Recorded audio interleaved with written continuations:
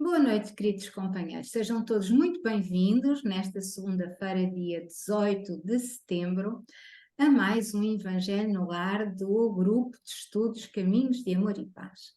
E é com muita alegria que nós hoje aqui nos reunimos, com muita gratidão também, e vamos começar por fazer a nossa prece.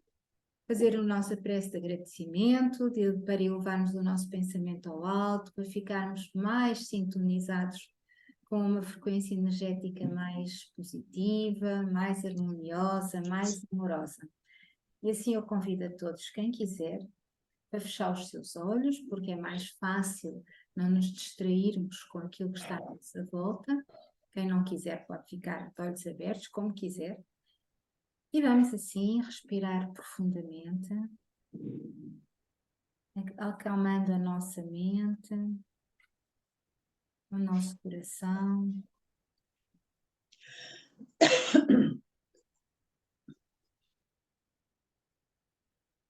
Vamos respirando profundamente, tentando acalmar os pensamentos que vêm à nossa mente, ganhando alguma paz, alguma tranquilidade interior. Amado Mestre Jesus, nosso amigo, nosso companheiro, orientador dos destinos da Terra, juntamente com a falange dos espíritos que o acompanham, muitos ascensionados, espíritos de luz e de paz. Nestes tempos de transição, muito têm trabalhado para minimizar e atenuar as energias contrárias. E por isso vos agradecemos a todos e nos disponibilizamos para estar ao vosso serviço. Como dizia o Pai, Jesus ao Pai, que se faça em mim a vossa vontade e não a minha. E que assim nestes tempos possamos ser instrumentos na construção de um mundo melhor, instrumentos de luz, de amor e de paz. Gratidão imensa pela oportunidade de estarmos aqui reunidos hoje. Podemos refletir sobre as leis maiores, podemos refletir sobre o caminho que vamos escolhendo segundo a segundo nesta caminhada por este planeta, que irá orientar a nossa evolução. E assim te pedimos a ti e a todos aqueles de luz e amor que ficam conosco, encarnados e desencarnados, hominais, vegetais, animais ou minerais, possam estar à nossa volta. E todos os seres que aqui nos acompanham. E que assim seja. E assim, queridos companheiros, vamos passar a palavra à nossa irmã Suzy, que irá dar início à leitura do Evangelho. Suzy. Então, vamos fazer a leitura do Evangelho segundo o Espiritismo, capítulo 23, Estranha Moral, item 12. Toda a ideia nova, forçosamente, recebe oposição. Não existe uma única que se tenha estabelecido sem lutas. Nesses casos, a resistência contrária à ideia é sempre proporcional à importância dos resultados previstos. Por quanto maior ele for, mais interesses contraria. Se essa ideia for notoriamente falsa, se for considerada sem consequências, ninguém se preocupa com ela e deixa-na passar, sabendo que não tem vitalidade. Mas se é verdadeira, se está assente em bases sólidas, se para ela pode-se entrever um futuro, um secreto pressentimento adverte seus antagonistas de que tal ideia representa um perigo para eles e para a ordem das coisas, em cuja realização estão interessados. Eis porque se lançam contra ela e contra seus partidários. A importância e os resultados de uma ideia nova são medidas pela emoção que ela causa ao aparecer, pela violência da oposição que provoca e pelo grau e persistência da cólera dos seus adversários. E que assim seja. Obrigada, Suzy. Telmo, boa noite.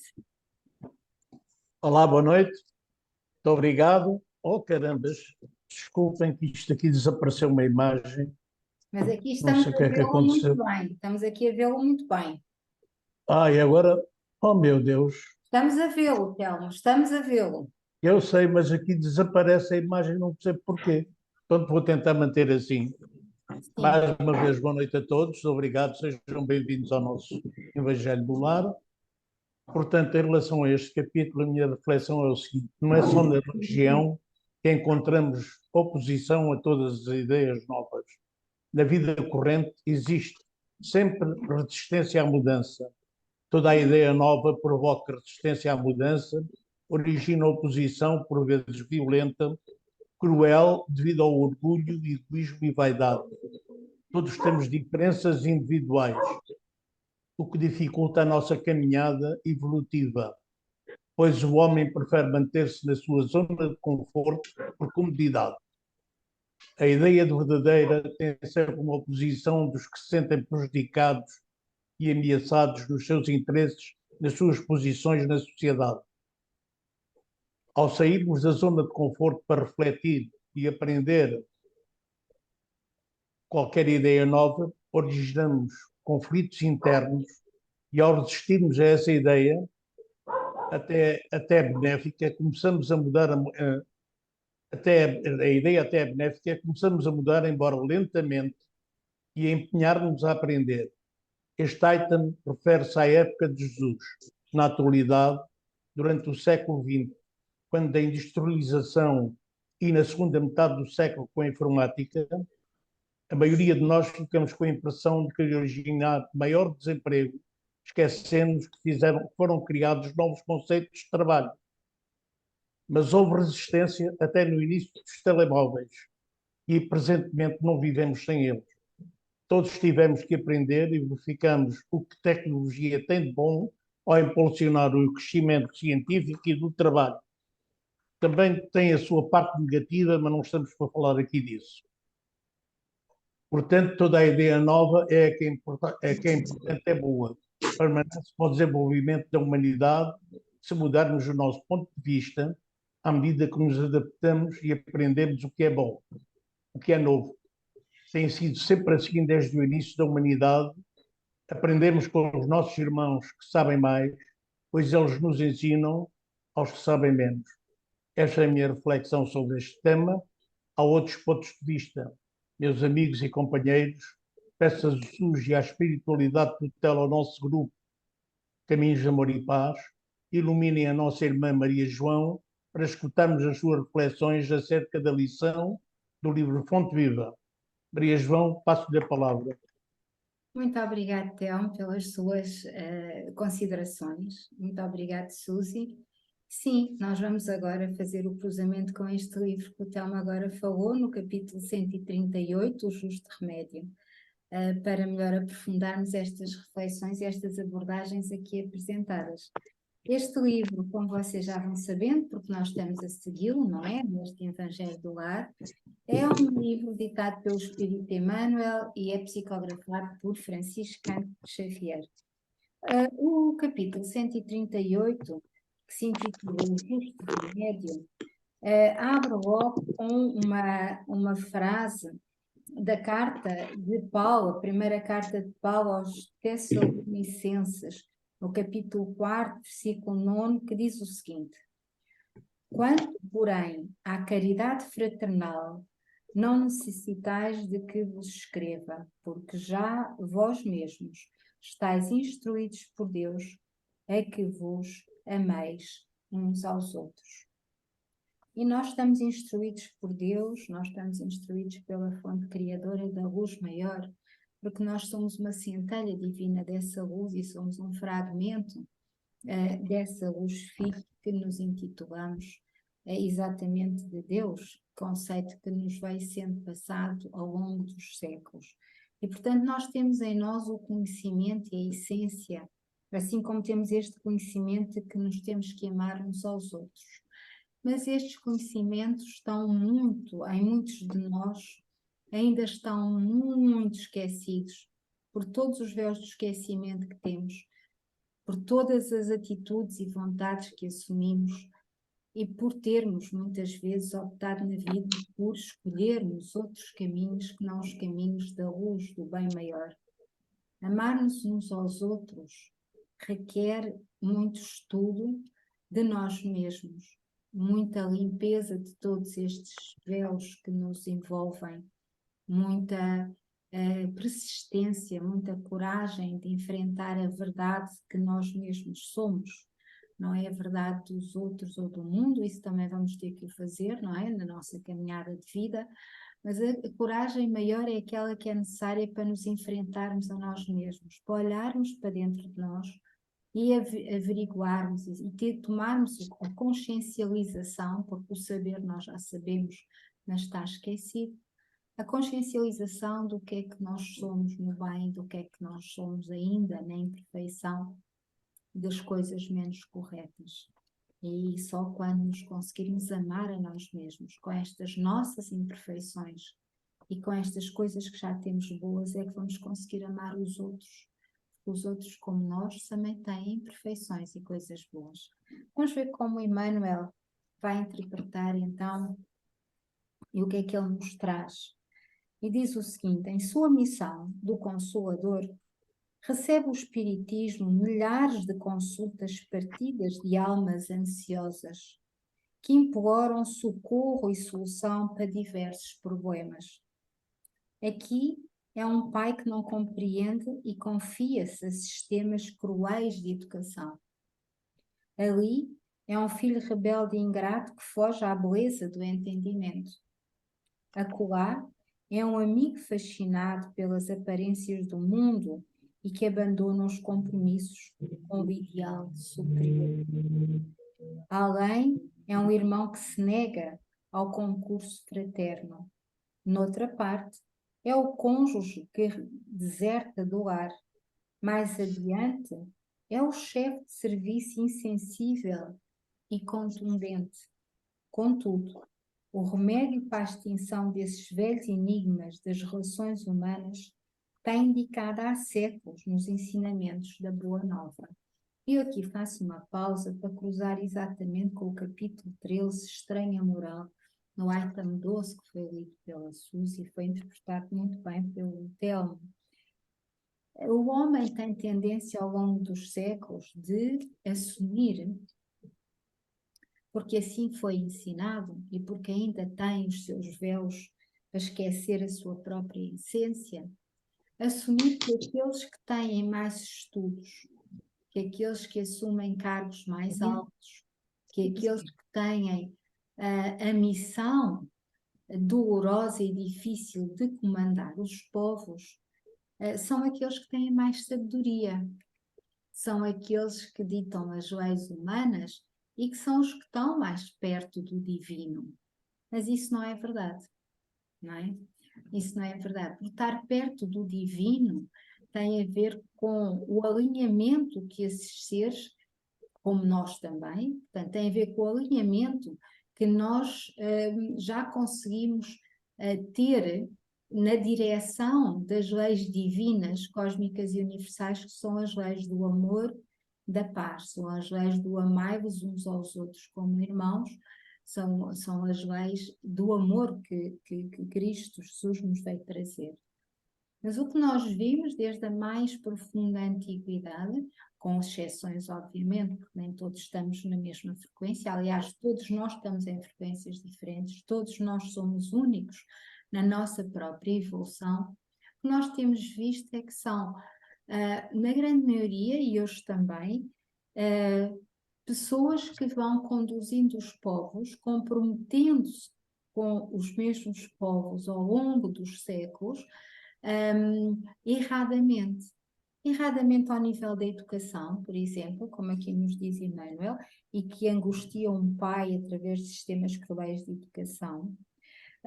Erradamente em relação aos princípios sociais, erradamente em relação aos estímulos materialistas que vão sendo incutidos na humanidade ao longo dos séculos. E foi preciso vir Jesus alertar-nos e abanar todas essas crenças antigas de crueldade, de violência, de subjugação dos homens pelos homens.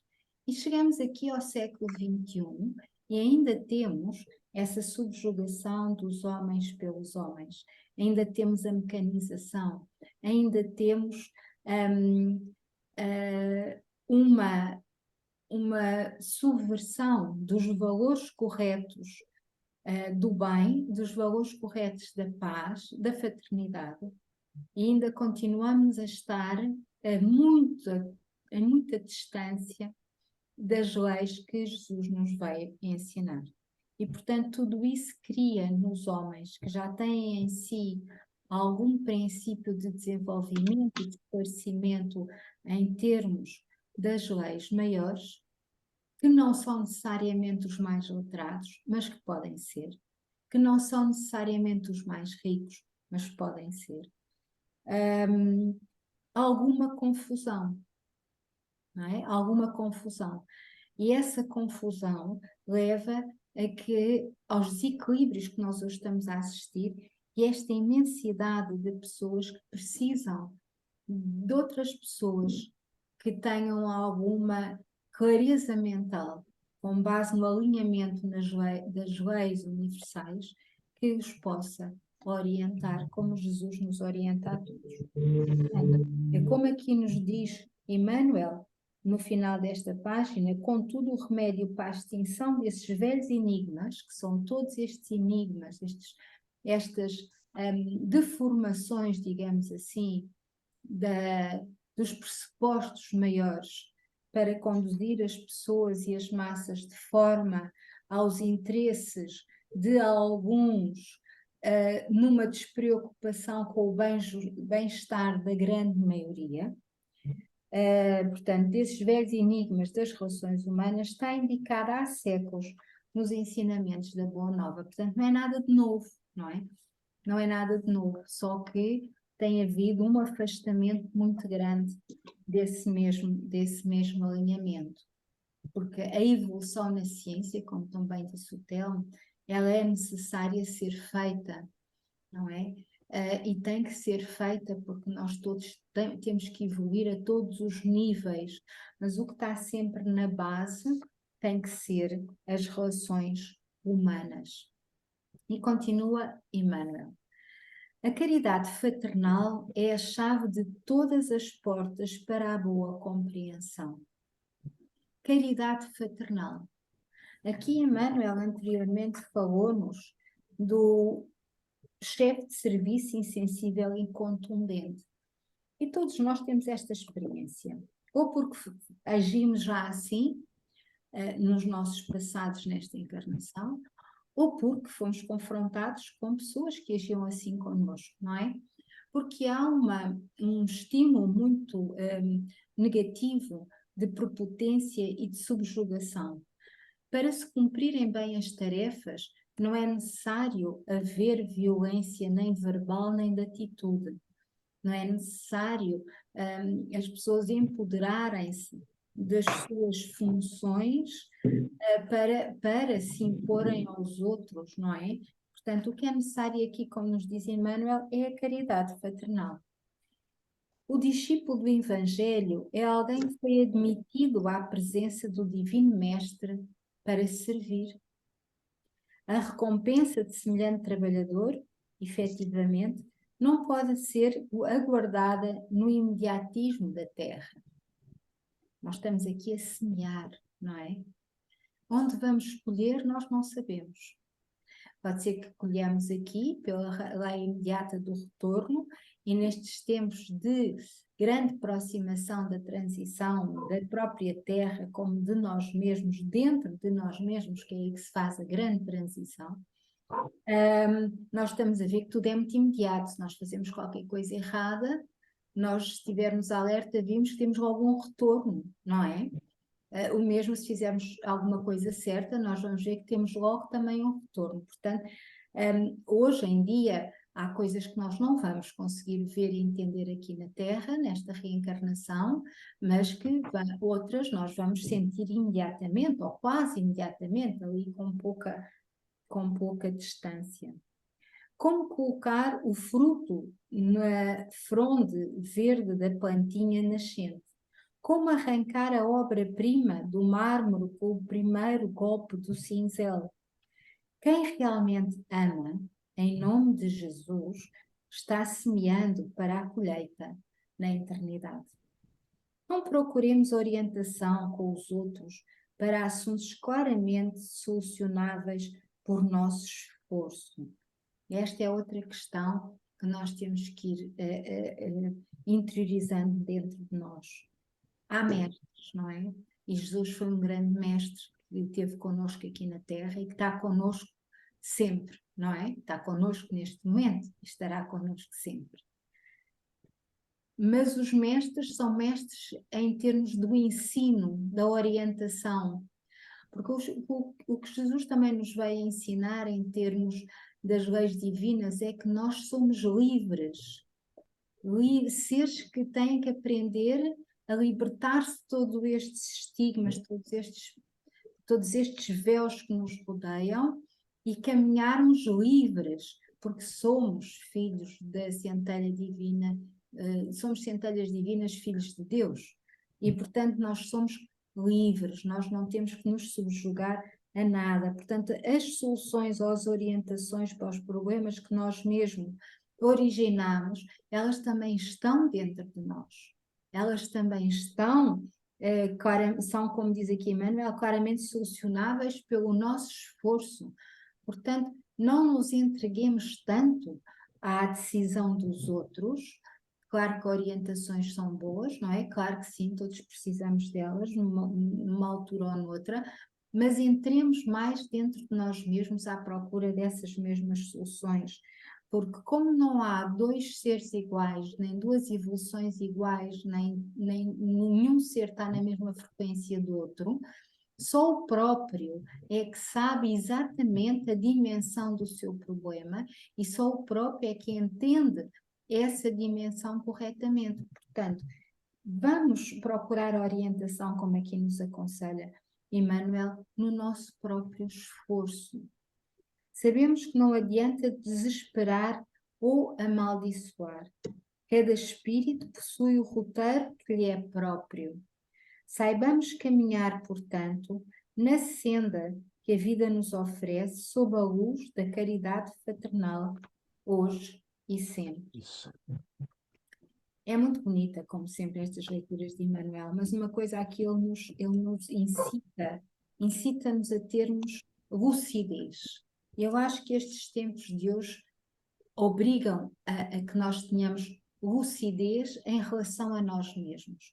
Se nós, em vez de reclamar, em vez de amaldiçoar, nós começarmos a criar o hábito de agradecer, porque muitas vezes já sabemos que aquela situação, aquele contratempo, aquela pessoa mais difícil é exatamente aquilo que nós precisamos para olharmos para dentro de nós mesmos. Se calhar aquilo que nós não gostamos nos outros é exatamente aquilo que nós também ainda temos em nós, não é? Se nós começarmos a agradecer em vez de amaldiçoar, em vez de nos desesperar, entrarmos dentro da nossa própria paz interior, nós talvez consigamos encontrar este justo remédio, que é o remédio que está no nosso próprio coração, assim fazendo o trabalho de alinhamento e de caminhada no amor fraterno connosco mesmos, aceitando-nos e amando-nos a nós mesmos, para estarmos em condições de aceitar e amar os outros. E o amor fraternal constrói-se exatamente aceitando os outros como eles são, não é?